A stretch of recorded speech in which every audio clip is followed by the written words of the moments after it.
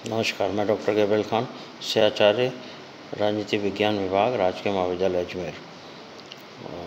कल हमारा विषय था मनु की सामाजिक व्यवस्था के अध्याय। मनु ने अपनी सामाजिक व्यवस्था को 6 अध्याय में विभाजित किया है। पहला अध्याय हमने कर लिया था। पहला अध्याय था सामाजिक व्यवस्था के नैतिक आधार।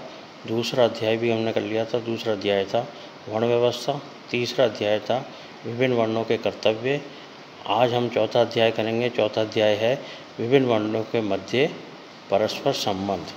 मनुस्मृति में स्पष्ट किया गया है कि चारों ही वर्णों के, 4 वर्ण कौन कौन से हैं? ब्राह्मण, क्षत्रिय, वैश्य व शूद्र, चारों वर्णों के अपने आपस की संबंध होते हैं। क्योंकि ब्राह्मण का कार्य क्या था? ब्राह्मण कार्य का था वेदों का अध्ययन। जब वो वेदों का अध्ययन करता है तो राज्य को सुचारू रूप से चलाने में सक्षम होता है। इसी प्रकार क्षत्रियों का कार्य था कि सभी की रक्षा करना, प्रजा रक्षा था। प्रजा रक्षा में ब्राह्मण भी आते हैं। शूद्र और वैश्यों के कर्तव्य थे कि व्यापार करना, कृषि करना। तो ये भी जब व्यापार करते हैं, कृषि करते हैं, तो ये आपस में एक दूसरे से संबंधित होते हैं। इसी प्रकार शूद्रों का कर्तव्य थे उपरोक्त तीनों वर्णों की सेवा करना। तो ये मनुस्मृति में चारों वर्णों के आपस में परस्पर संबंध बताए गए हैं। इन चारों वर्णों की संबंध है, क्योंकि अगर इन चारों वर्णों में संबंध नहीं है तो राज्य को चलाना, सुचारू रूप से चलाना अत्यधिक कठिन हो सकता है। इसलिए इन चारों में परस्पर संबंध है। इसके बाद 5वां पॉइंट आता है अपना शूद्रों और स्त्रियों के प्रति भेदभाव। मनुस्मृति में मनु ने शूद्रों और स्त्रियों के प्रति भेदभाव पूर्ण नीति को अपनाया है। उन्होंने भेदभाव किया है।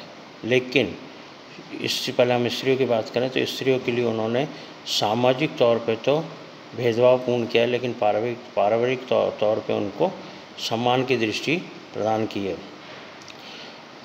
सामाजिक दृष्टि से उन्होंने ये कहा है कि स्त्रियों को बाल्यकाल में अपने पिता के और युवावस्था में अपने पति के और वृद्ध अवस्था में अपने पुत्र के अधीन रहकर ही कार्य करने चाहिए।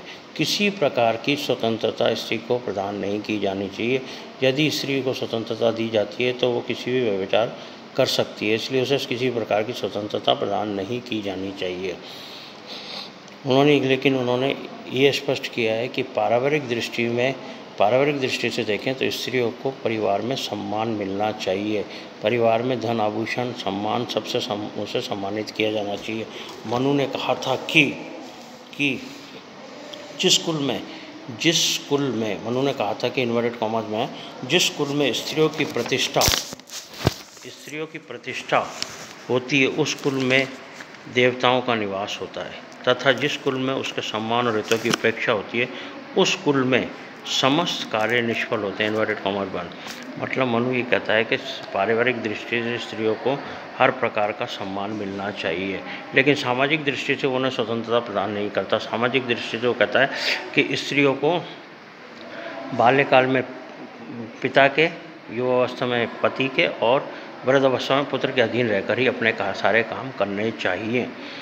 मनु ने पारिवारिक जीवन में स्त्रियों की प्रतिष्ठा के हितों को सुरक्षित रखा है, मगर सामाजिक जीवन में स्त्रियों की स्वतंत्रता अथवा पुरुष के साथ उसकी समानता का पूर्ण निषेध किया है। पुरुष के साथ समानता का पूर्ण निषेध किया मतलब पुरुष के साथ समानता नहीं हो सकती स्त्रियों की।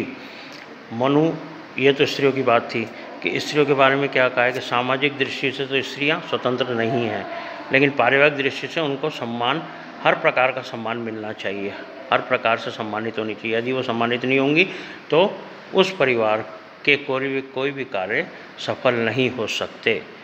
इसी प्रकार मनु ने शूद्रों के लिए भी निषेध किया है। शूद्रों के प्रति भी भेदभावपूर्ण नीति अपनाई है। शूद्रों के प्रति मनु ने कहा कि शूद्र कोई स्वतंत्र नागरिक नहीं होता है। शूद्र उपरोक्त तीनों वर्णों के अधीन होता है। यहाँ उन्होंने दास प्रथा का भी विचार रखा है कि शूद्र को दास के भांति रहकर, अधीन रहकर, अपने स्वामी के अधीन रहकर अपने कार्यों को पूरा करना चाहिए। मनु ने शूद्र को वेतन दिया जाना भी अनिवार्य नहीं माना है।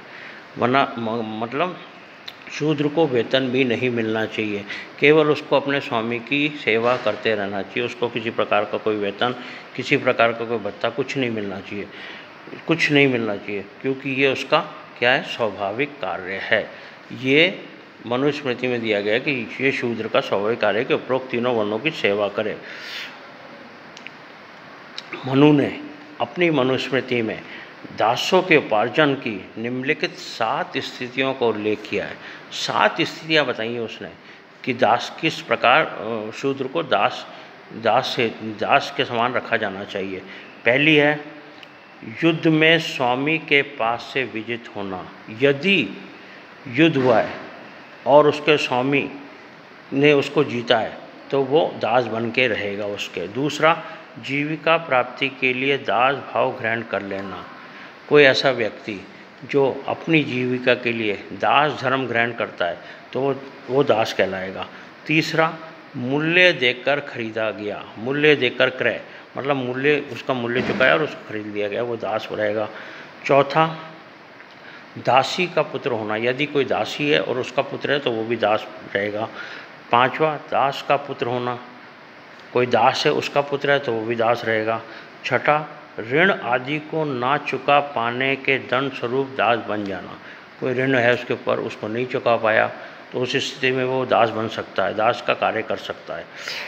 और लास्ट है, किसी के द्वारा उपहार में प्राप्त होना। यदि किसी राजा ने या किसी स्वामी ने उसको उपहार में दिया हो दूसरे व्यक्ति को तो वो उसका दास बन के रहेगा। मनु ने शूद्रों के लिए शूद्रों को संपत्ति से भी वंचित किया है। मतलब शूद्र संपत्ति भी नहीं रख सकता। मनु ने कहा है कि यदि शूद्र के पास संपत्ति है तो वो क्या करेगा, वो उसे अपने स्वामी को दे देगा। वो संपत्ति नहीं रख सकता, सदैव संपत्ति रखना वंचित है शूद्र को। शूद्र उसे अपने स्वामी को दे देगा और वो जितनी भी उसकी संपत्ति है वो सब अपने स्वामी को दे देगा। ठीक है, तो ये माना गया है कि जो ये 5वां अध्याय है इसमें मनु ने शूद्र और स्त्रियों के प्रति अत्यंत भेदभावपूर्ण नीति को अपनाया है मनुस्मृति में। क्योंकि स्त्रियों के लिए भी उसने यही कहा कि स्त्रियां सामाजिक दृष्टि से समान नहीं हो सकती, केवल पारिवारिक दृष्टि में उनको सम्मानित किया जाना चाहिए। इसी प्रकार उन्होंने शूद्रों के लिए कहा कि शूद्र दास की तरह रहना चाहिए, शूद्र की अपनी कोई संपत्ति नहीं होनी चाहिए। शूद्र के लिए उन्होंने 7 पॉइंट्स बताए हैं, 7 बिंदु बताए हैं। अगर वो बिंदु के अनुसार शूद्र आता है तो वो बिंदु के अनुसार शूद्र होता, बिंदु के अनुसार यदि कोई दास होता है तो वो शूद्र की श्रेणी में आएगा, दास की श्रेणी में आएगा। तो मनु ने अपनी मनुस्मृति में दासता का भी वर्णन किया है। और सबसे महत्वपूर्ण बात है कि स्मृति में मनु ने स्त्री और शूद्रों के प्रति भेदभाव पूर्ण नीति अपनाई है। आज के लिए इतना ही, धन्यवाद। कल अपन करेंगे इसका लास्ट अध्याय जो कि थोड़ा बड़ा है। लास्ट अध्याय कल करेंगे। कल लास्ट अध्याय कौन सा है? आश्रम व्यवस्था, जिसको मनु ने 4 आश्रम में विभाजित किया। धन्यवाद।